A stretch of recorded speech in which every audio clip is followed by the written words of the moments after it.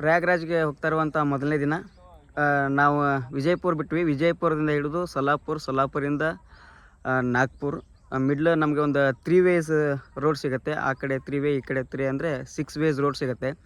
Totally ಒಂದು 350 kilometres ನಾವು ಆ ವೇಯಲ್ಲಿ ಬಂದ್ವಿ. 1080 ರೂಪೀಸ್ ನಮ್ಗೆ ಟೋಲ್ ಆಯಿತು. ಮತ್ತು ನಾವು ವಿಜಯಪುರದಿಂದ ಏನು ನಾಗ್ಪುರ್ವರೆಗೂ ಏನು ಬರ್ತಾಯಿಲ್ಲ ಅಲ್ಲಿವರೆಗೂ ಸರಿಸುಮಾರು ಒಂದು 1000 ಕಿಲೋಮೀಟರ್ಸು ಬಂದ್ವಿ. ಒಂದೇ ಒಂದು ರೋಡ್ ಬ್ರೇಕ್ ನಮಗೆ ಎಲ್ಲಿ ಸಿಗಲಿಲ್ಲ.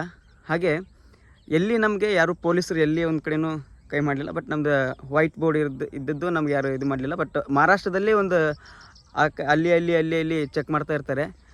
ಯಾರೇ ಬರೋರಿದ್ದರು ಪ್ರಯಾಗ್ರಾಜ್ಗೆ, ವಿಜಯಪುರ ಆಗಿರ್ಬೋದು, ಬಾಗಲಕೋಟ್ ನೇರ ಹುಬ್ಬಳ್ಳಿಯಿಂದ ಬರೋರು ಈ ರೂಟಿಗೆ ಬಂದರೆ ನಿಮ್ಗೆ ಒಂದೇ ಒಂದು ರೋಡ್ ಬ್ಯಾಕ್ ಸಿಗೋಲ್ಲ. ಸಾಧ್ಯ ಆದಷ್ಟು ಕಂಟಿನ್ಯೂಯಸ್ ಆಗಿ ಹೊಡ್ಕೊಂಬಂದರೆ ನಿಮಗೆ ರೋಡು ಸಾಗತ್ತೆ. ನೀವೆಲ್ಲಾದರೂ ವಸತಿ ಮಾಡಿ ನಾಗ್ಪುರಲ್ಲಿ ವಸತಿ ಮಾಡಿ ಬರ್ತೀನಿ ಮುಂದೆ ಹಂಗೆ ಹೋಗ್ತೀನಿ ಅಂತಂದರೆ ನಿಮಗೆ ಏನು ನಾಗ್ಪುರಿಂದ 300 ಕಿಲೋಮೀಟರ್ ಅಂದರೆ ನಿಯರ್ ವಾರಣಾಸಿ 250 ಕಿಲೋಮೀಟರ್ಸು ಮತ್ತು ಪ್ರಯಾಗ್ರಾಜ್ 250 ಕಿಲೋಮೀಟರ್ಸ್ ನಿಯರ್ ಬಂದಾಗ ನಿಮಗೆ ಡಿಫ್ರೆಂಟ್ ಗೂಗಲ್ ಮ್ಯಾಪ್ಸಲ್ಲಿ ನೋಡ್ಕೊಂಡು ಬರ್ತಾಯಿದ್ರೆ ಡಿಫ್ರೆಂಟ್ ವೇಸ್ ಎಲ್ಲ ತೋರಿಸುತ್ತೆ.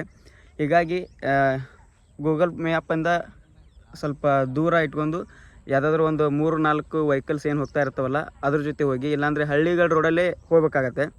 ಈಗ ನೋಡಿ ನಾವೊಂದು ಹಳ್ಳಿಗಳಲ್ಲಿ ಬಂದುಬಿಟ್ಟಿದ್ದೀವಿ. ಪೂರ್ತಿ ರೋಡು ಹೇಳ್ಕೊಳ್ಳೋ ಥರ ಏನಿಲ್ಲ. ಬಟ್ ನಮ್ಮ ಹೊಲಗಳಿಗೆ ಹೋಗುವಂಥ ರೋಡ್ ಇರುತ್ತಲ್ಲ ಆ ಥರದ ರೋಡಲ್ಲಿ ಹೋಗ್ತಾಯಿದ್ದೀವಿ. ಸಾಧ್ಯ ಆದಷ್ಟು ಅವಾಯ್ಡ್ ಮಾಡಿ ಸಣ್ಣ ರೋಡ್ಗಳನ್ನು. ಹೈವೇಯಲ್ಲಿ ಬಂದ್ರಿ ಅಂತಂದರೆ ನಿಮ್ಗೆ ಇಮಿಡಿಯೇಟ್ಲಿ ಹೋಗ್ಬೋದು. ಧನ್ಯವಾದಗಳು. ನಾನು ಬಸವರಾಜ್ ಮಾತಂಶಿ.